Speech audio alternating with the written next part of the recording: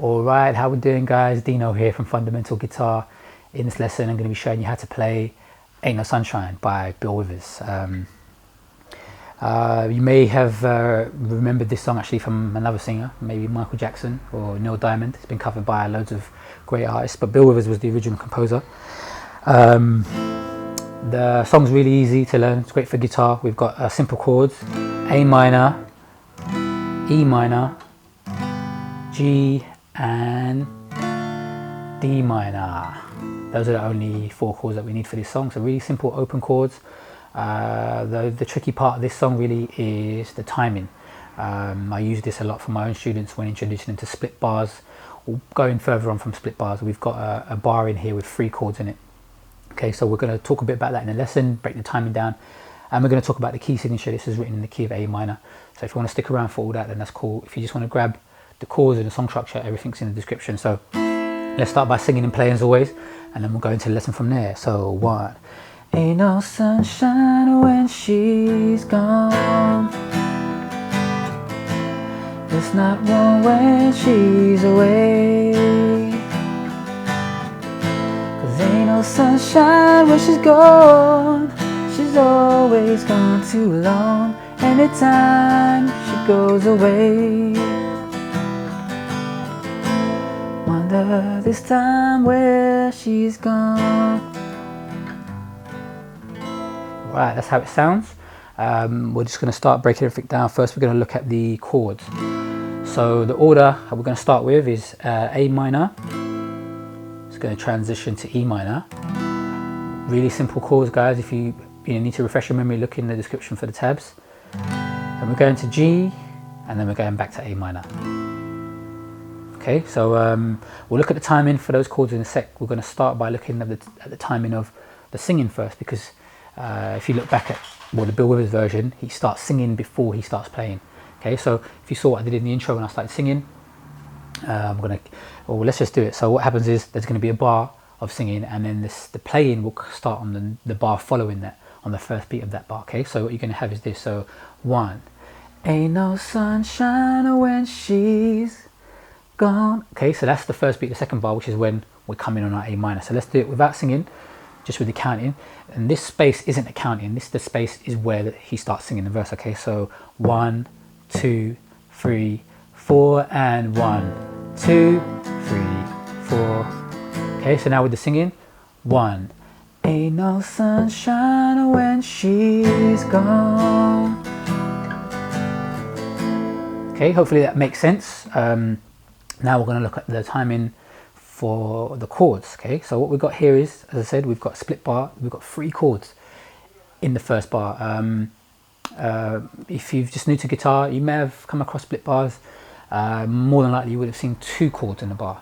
So the first chord will get first 2 beats, and the second chord will get the 3rd and 4th beats. But here we've got 3 chords, and again we're playing 4/4, so every bar needs to have 4 beats. So what we're going to do is the A minor is going to have 2 beats, so 1, 2 on A minor, and then the 3rd beat's going to be E minor, so we change for 3, and then the 4th beat's going to be G, so change again. Okay, so let's do that. A minor, 1, 2, E minor, 3, and G, 4. Okay, and then after that we want a bar of A minor, so back to A minor, 1, 2, 3, 4. And then that repeats, so you stay on A minor, and then we go back to our split bar. So let's do that a couple times in a row from the A minor.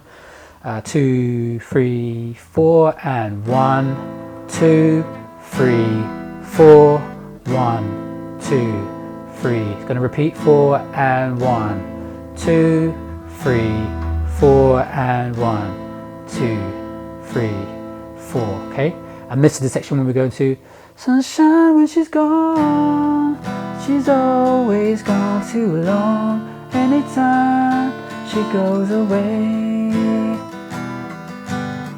So what we did there, we went to a bar of E minor. So sunshine when she's gone, gone too long. Bar of D minor.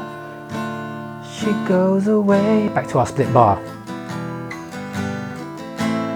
Wonder this time where she's gone.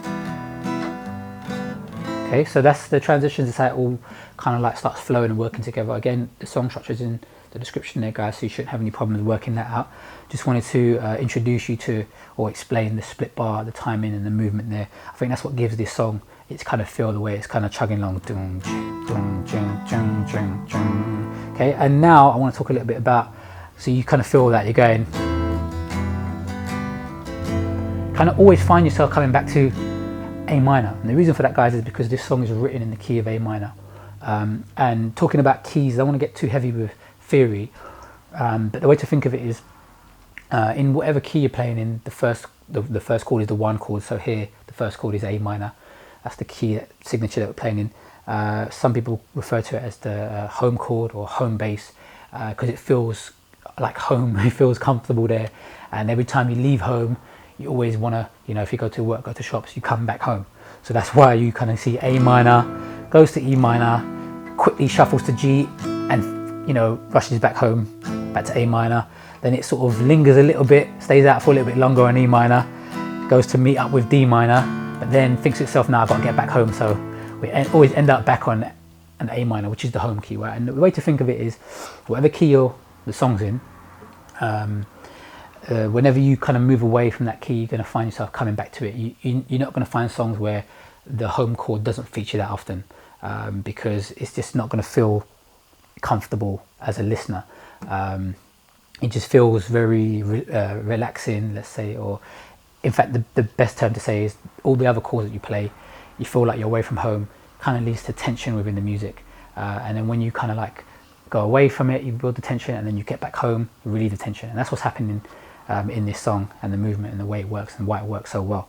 So it may seem a bit strange, you know, this stuff talking about keys and stuff like that, but I just wanted to mention it with this song because it's quite interesting, playing in a minor key. Okay, so you're probably normally used to playing in C or G, and you may think to yourself, well, this song doesn't seem too unfamiliar in terms of the chords that I'm playing.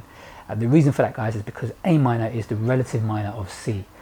So what that means is all the chords that are played in the key of A minor are exactly the same as the chords that are played in the key of C.